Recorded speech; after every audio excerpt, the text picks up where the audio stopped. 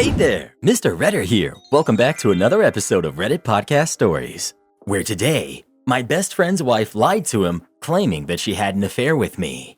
The last 4 days have been the most horrible part of my life.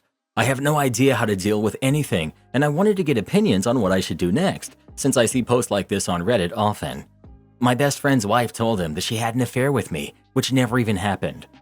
I, 35 male, have been married to my wife, 35 female, for 8 years. We have 2 wonderful kids, but this is about my friend Josh, 35 male, and his wife, Mary, who's 34.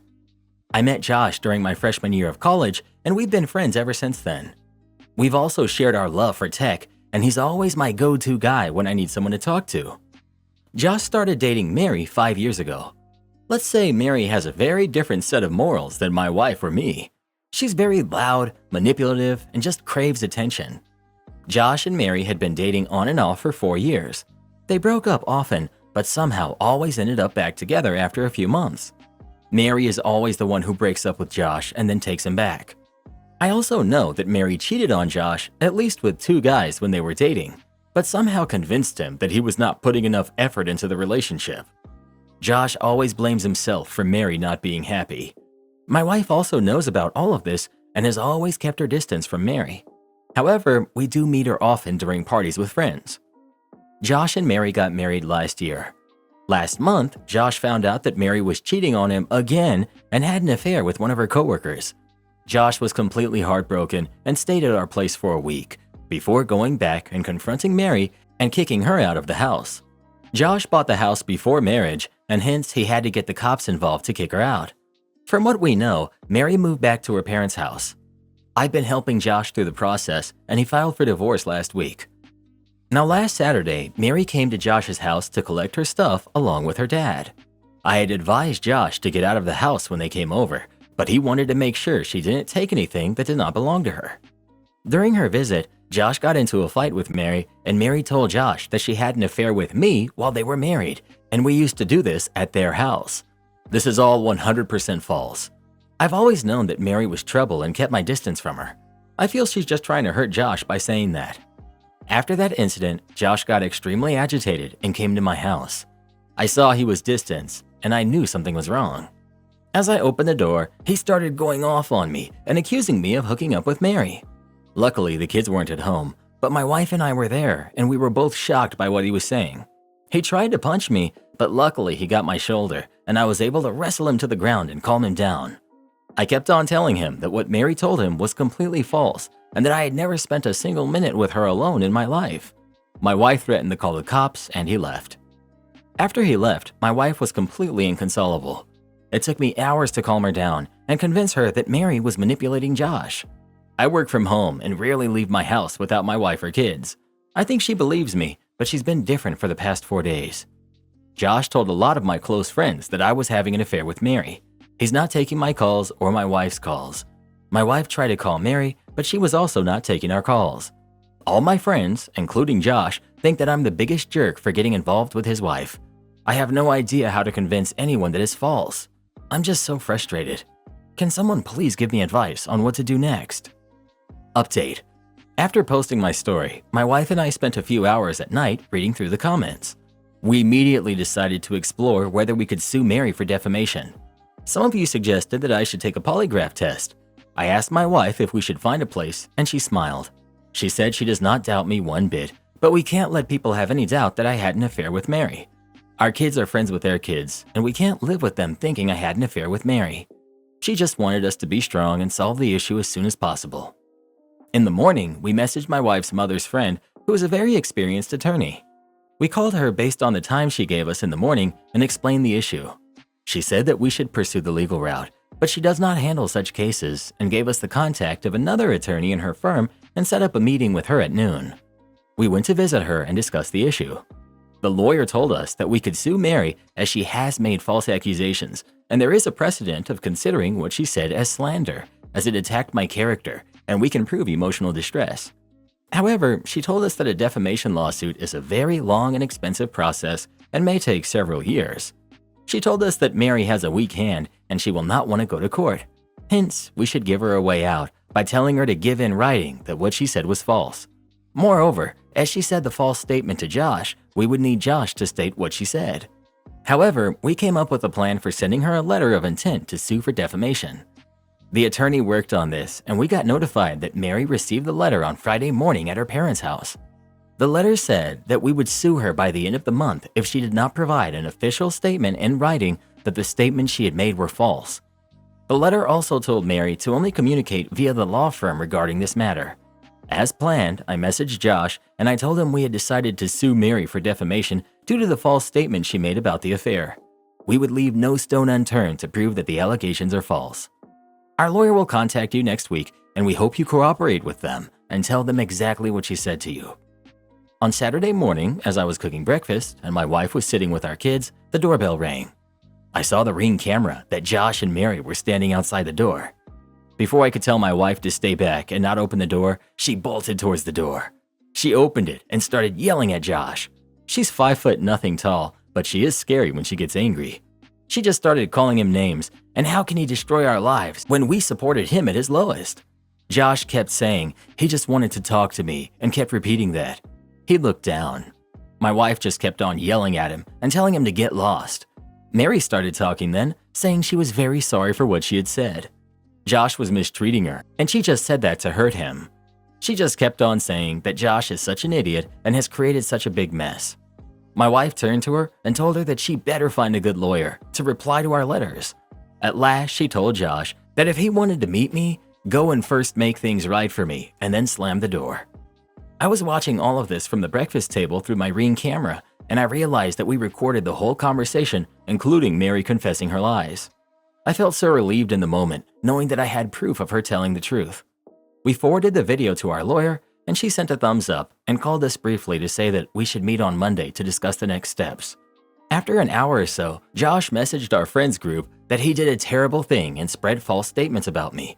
He's ashamed of it and wants to apologize for it.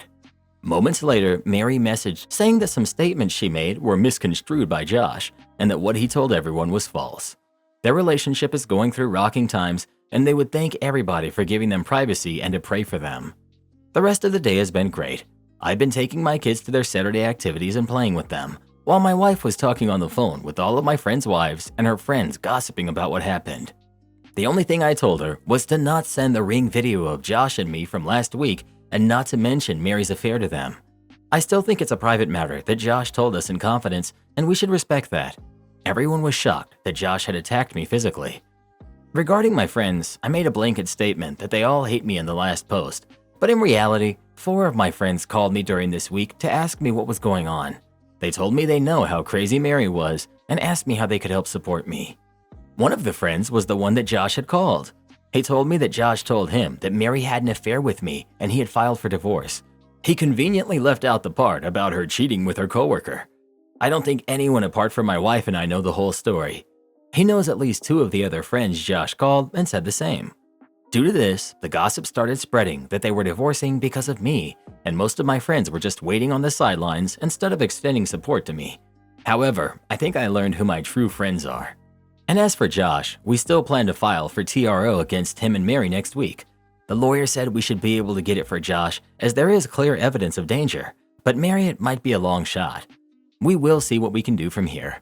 As for our friendship, it's done. It ended the minute he decided to attack me, instead of at least asking me if it was true. I can't have people like him around my family. He was a great friend, but my family and their safety have a way higher priority than him. As for Mary, I guess she wins. My wife still wants to push to get her to pay our legal fees. We'll see what we can do on Monday.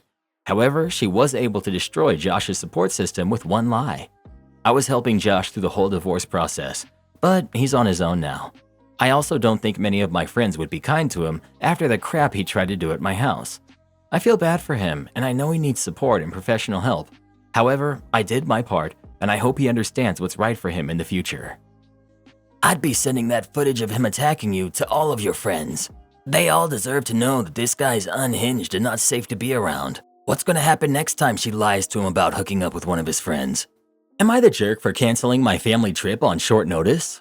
I, 32 female, moved away from my home state about 5 years ago. In June of this year, my husband, who's 33, and I welcomed a baby boy. He's the first and only grandchild on my side. My husband and I decided to fly back to my home state to spend Christmas with my family. My parents were excited and assured us they would get the house baby ready. My parents live in a 4-bedroom house. My parents have the master bedroom, and the other 3 rooms belong to my sisters and me. But now that my folks are empty nesters, the rooms are unused except for occasional visits. They kept my sister's rooms relatively the same, but they turned my old room into my dad's office. I was a little sad, but it's not my home anymore, and I don't get to dictate how other people utilize their house. But in my 11 by 8 foot childhood room, there is now a queen-size bunk bed, dresser, desk, chair, and side table. That alone makes it cramped. But since my dad is very disorganized, there's usually also paperwork on every surface, including the top bunk bed, and random crap from the house. It's basically a storage closet with a bed. It's so cluttered that the floor isn't even visible most of the time. 2 weeks ago, I asked if we could not stay in my old room. My parents didn't even entertain it. They said that's where I've always stayed when I visited, and I've never had an issue with it. I've always taken an issue with it, I just never said anything. I explained that there's no room for 2 adults and a pack-and-play in there, but my mom just said that they would make it work. The next day, my mom sent me a picture of my room with a pack-and-play in it. The bed took up the last bit of space. I showed it to my husband, and we agreed that would not work for us. I let my parents know that we would figure something else out. But after looking into local hotels, we decided to cancel the trip altogether. My parents live in a very touristy place, and getting a hotel for a week on short notice was more than we could afford. I broke the news to my parents, and they were not happy about it. They said I was overreacting, and the room would be fine. I told them we would miss them, but we couldn't afford a hotel, and in order for the room to be usable, the floor would have to at least be visible. They asked if that meant we would never be visiting, and I said, I don't know if we will ever visit, but I do know that we will never stay in that room as long as it's in that condition.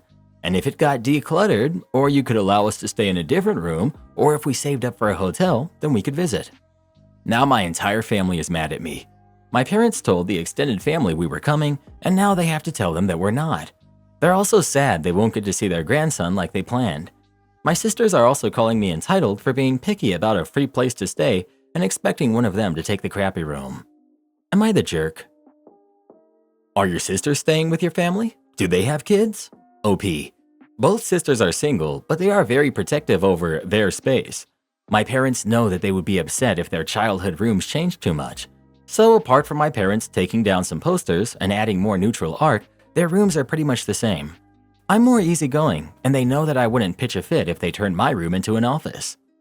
How old are your sisters? Why are they so territorial over their old high school rooms? OP. My sisters are 35 and 26. They both have a tendency to think that I'm the favorite, so changing either of their rooms into an office and leaving mine untouched probably would have started an argument. They're also very particular. They like their spaces to be a certain way and don't like people touching their stuff, so maybe they would have felt like their old room being completely changed would be an invasion of their privacy. Can you stay with extended family if they're being weird about this too? OP. Extended family all lives about an hour away.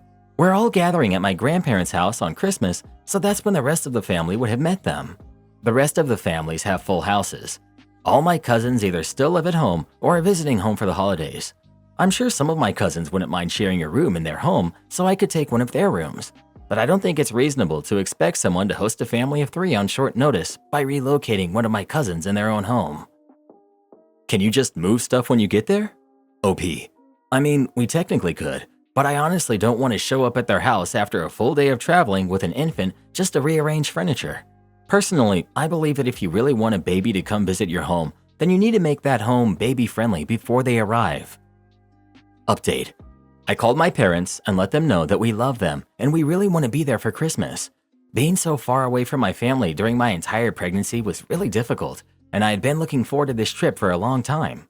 I explained again that I know it's not my room anymore, but if they want us to travel across the country with an infant to visit, then they need to make at least a small attempt to make the home baby-friendly. Our baby can't crawl yet, so they wouldn't even need a baby-proof.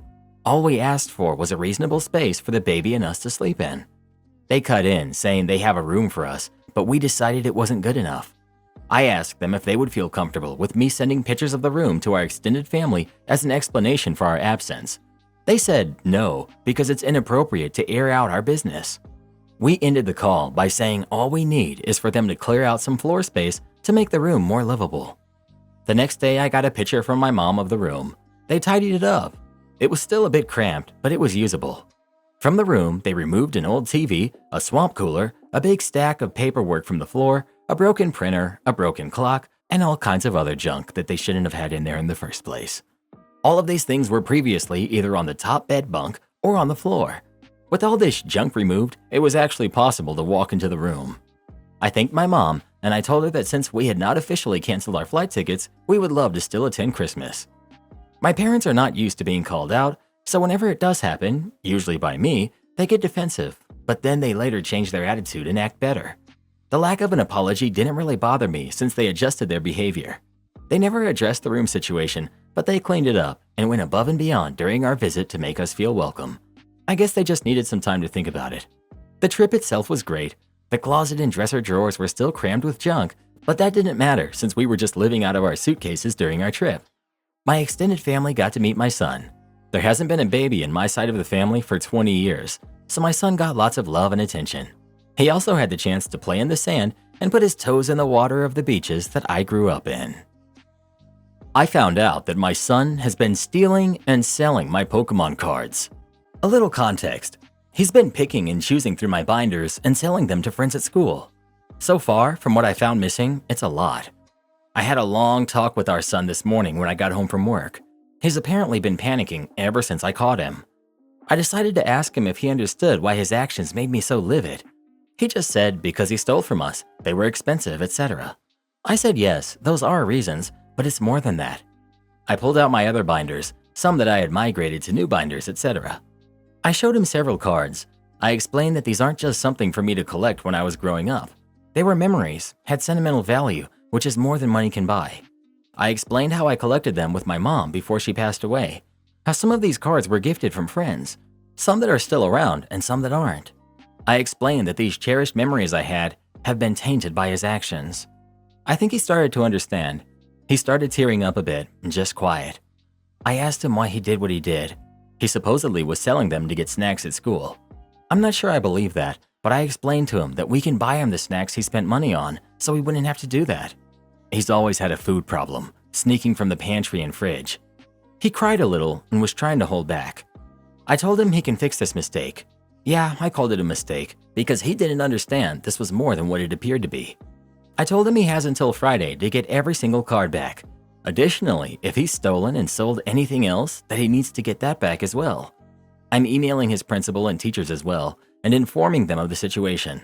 He's grounded, but I did tell him fixing the situation will make things better, faster. He agreed to everything and is determined to get everything back. He still says it was only 3 cards he stole and sold: the Pikachu, a Mew, and a Mewtwo. Wasn't sure what sets, but he described them. Sounds like a legendary collection, expedition, and maybe another one, not entirely sure. I'm going through and seeing what's missing. So far, everything up to the second Neo set is accounted for. Still a lot to go, and I work long night shifts, so I'll be done later on. A little background: he's 16. We adopted him when he was 8, almost 9.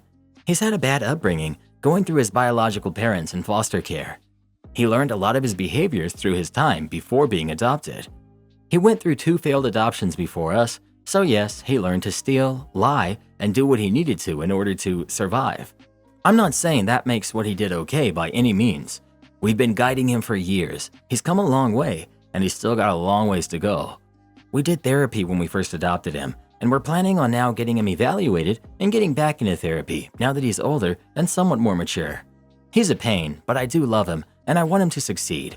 I just hope we can guide him further and help him realize the impact he has, as well as his actions. Update. So it's been a few weeks. As I stated in the last update on this post, I discussed with my son the sentimental value of everything. He's been doing much better since then and is even slowly getting his grades up. Some good news is that some of the cards have returned. The reverse holo Pikachu from the Legendary Collection returned, as well as the Mewtwo. He still claims he didn't sell nearly as many as the 2 solid pages that would suggest. He's agreed that if he can't get the missing cards back, he's going to pay for them when he starts working in the summer, which is fine. We all agreed that's fair. Not gonna lie, I'm still pretty sure there's more missing. He admitted to pulling a bunch out of binders and sleeves and misplacing them back when he was looking for things to sell. I'm still going through and cataloging everything I have. I've got a list going of cards I know are missing from him selling them. He's going to try to get the cards back. I'm not gonna lie, it sucks, but at the same time, I'm looking on the bright side of this whole thing. All of my cards hold sentimental value, and I'll never lose that, or the memory of it. The cards he replaces will still hold sentimental value for me, but it'll be new memories between him and myself. I told him about a Mewtwo I received years ago while trading with an old friend on Reddit, and how awesome it was, because that was one of my first interactions on Reddit, and I love the fact he remembered Mewtwo being my favorite. I told my son, every single thing holds some special value to me, no matter who it comes from or what it is. A thing, a memory, a moment. When I told my son about that, I think that's something else that he took to heart as well. Glad you're getting some cards back. Personally, I'd be putting my cards, or at least the valuable ones, in a safe somewhere for the foreseeable future. Sure, it sounds like he's turned over a new leaf, which is great to hear, but he could also be just trying to appease you to get you off his back before he does it again. Only time will tell. OP. Yeah, I'm planning on maybe storing them in a fireproof and weatherproof safe, which sucks because I wanted to put them on my bookshelves along with my library and nerd stuff. But I don't want to risk more disappearing, though I do have cameras in our office now just in case. And yeah, I'm a little skeptical about if he's going to do better, but I'm going to hold out hope. We did have a talk with the local police, him, my wife, and I, about consequences of his actions, and I'm thinking that helped him see that he shouldn't be doing this. We'll see, but I'm hopeful. I love to see good parenting in play. OP does a good job on dealing with the situation, and good to see the son accepting the consequences and doing his best to make things right. Hopefully, all the other cards are able to be found soon, and OP's son never does this again. Am I the jerk for telling my girlfriend that she went too far in messing with her sister? My girlfriend is low contact with her parents and older sister. She has a difficult relationship with them. She felt bullied by her sister, Cora, who's 31, while they were growing up. Her mother was frequently ill and depressed, and her father traveled for work for months at a time. They were kinda poor, so Cora did multiple jobs since her teens, and was controlling and domineering with her siblings about chores and schoolwork. My girlfriend has a lot of resentment about her unpleasant childhood and is pushed back by sabotaging things for Cora in silly and petty ways. Cora got married to her boyfriend of 3 years about 6 months ago. My girlfriend flew over to attend, but did act bratty to mess with Cora. It was mostly minor stuff, like not confirming travel plans till last minute, so Cora was forced to pay more for plane tickets, changing her mind about her dress frequently, so Cora had to buy and return outfits multiple times. There were a few other things too, like messing with some organization plans and refusing to do things she committed to. I don't really like it or understand it, but she feels it's important for such payback to bring a balance to her relationship with her sister.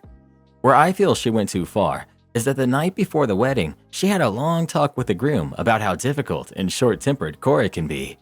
He has a kid who's 6 from his previous marriage, and she knew that they were planning on having more kids right after they got married. She told him that Cora can't stand kids and she will bully them. The newlyweds ended up having a lot of fights over their honeymoon because the groom wanted to postpone having kids and change how much involvement Cora would have with her stepkid.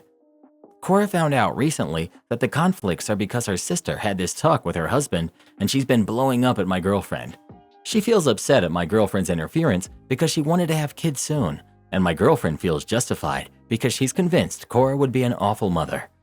I told her that it wasn't right for her to meddle in her sister's marriage just to mess with her, but she feels that nothing she said is untrue, so she was morally right to do so. We've been having arguments about this, and my girlfriend is now mad at me. I've been asked multiple times, so Cora is the oldest. Their parents had separated after she was born, then got back together a few years later and had 3 more kids, one after another. My girlfriend is the second oldest. The youngest 2 are close to both my girlfriend and Cora and ignore the conflict between the 2. Cora did different short-term jobs for extra money before she got her full-time job. She didn't do 2+ jobs at the same time. Update. My girlfriend, Sia, and I had a lot of arguments about her behavior. She got angry and broke up with me. I'm still stuck with her for a bit because we share an apartment with 2 other roommates and my lease ends in a few weeks. Sia and her siblings have been arguing a lot about this, and here's what I gathered from what I've been told and from overhearing the daily drama. Sia has been doing this since they were little. Whenever she feels Cora is being too bossy and demanding, she'll sabotage her by messing up things. Cora has no idea. She thinks Sia is clumsy or forgetful and just works harder to fix things. She doesn't realize that Sia does it on purpose. Their younger siblings know, but they just ignore it. Sia has talked about Cora behind her back a few times in the past that she has anger problems and is mean. According to Sia, everyone knows she's short-tempered and yells a lot, but people like her because she helps them and is a fixer. I heard Cora tell her that she knows Sia talks about her like this and has accepted that, but still didn't think that she'd do it at her wedding. What Cora is really shocked about, though, is that Sia called her a bad mother and said that she doesn't like kids. Cora sees herself as a good mother figure, and she did not see this coming from her sister. All the siblings rely on Cora as the parental figure instead of their actual parents. So Cora has helped her siblings with school, college, and just about every facet of learning to adult things. Her siblings still call her first for help with anything. Even Sia does that. A couple months ago, she totaled her car and panicked and called Cora first. Cora walked her through everything and helped her deal with insurance. Sia is still adamant that she did the right thing. When she talked to her brother-in-law, he was surprised to hear that Cora was short-tempered or that she yells. He hadn't seen that side of her yet. Sia thinks her telling him that means now he won't be shocked when he sees the real her, and there'll be a stronger marriage. Cora and her husband have since fixed their issues and are doing well together again. Sia feels like her actions have actually helped Cora, and so she has nothing to complain about. I think it's more likely that brother-in-law witnessed these sibling arguments and realized how things are. Cora hosts Thanksgiving for the entire family and also organizes a family vacation every year. In her arguments, she angrily told Sia not to come to these events this year. She doesn't want her there. Sia complained to their mom, and mom went off on Cora for trying to break up the family. Cora blew up and is not going to do Thanksgiving at all. That offended a lot of people, and everyone's giving her a hard time for overreacting. Sia is sure she'll get over it and host again. I'll be moving out soon and probably won't have any more insights into this family drama. Am I the jerk for eating before my date arrived to the restaurant? So for context, I'm not a foodie. I eat to get full and not as an experience. I'll often eat at home before dinner outings just because I don't want to wait and rather enjoy the experience of the outing, which for me doesn't involve the eating portion. I met this girl online and we agreed on meeting at a restaurant for dinner to get to know each other more. Fast forward to the day of our date, we agreed to meet at 9 p.m. Now my day was super busy with work and I didn't get to eat lunch, and it's almost 8 p.m. and I'm starving, so I get ready and head to the date still having no food. I like getting to a date early so I can check out the environment, pick the best seats, and just prepare in general, so I arrived about 45 minutes early. Still starving, I decided I should eat to get that out of the way or I'll be hungry and cranky, having to wait another hour or so before I can eat. I finished my meal and ordered a cocktail. By this point, my date is almost arriving. She gets to the restaurant and we instantly click. She's smiling and we're having a great conversation. She's touching my hand. It's overall going extremely well. Eventually, she asks if I would like to order some food, to which I respond, "No thank you, I'm not hungry." And she insists, saying she doesn't want to eat alone, but I tell her don't worry, go ahead and eat, because I'm enjoying my cocktail. So we call the waiter over and she starts asking him for recommendations, to which he responds with no ill intentions that it seemed I really enjoyed the tacos, so maybe she should try them. At this point, she's confused and asked what does he mean, so I told her that I ate some tacos before she arrived. She immediately becomes furious, saying I'm rude and who eats before their date arrives. I explained to her that my goal was to get to know her and the eating portion wasn't important. Regardless, the whole mood changed. She ordered some food, ate, and made an excuse to leave. I haven't heard from her since. So, am I the jerk? You're the jerk. How awkward for her. You wanted to arrive 45 minutes early to check the vibe, but didn't consider how awkward and uncomfortable she'd feel eating alone while you watched her? You could have had a snack at your house, then got there 30 minutes early if it was really that important. Makes me think it wasn't really to check the place out, but instead so you could eat ASAP because you were hungry. And the waiter definitely called you out on purpose because that was rude.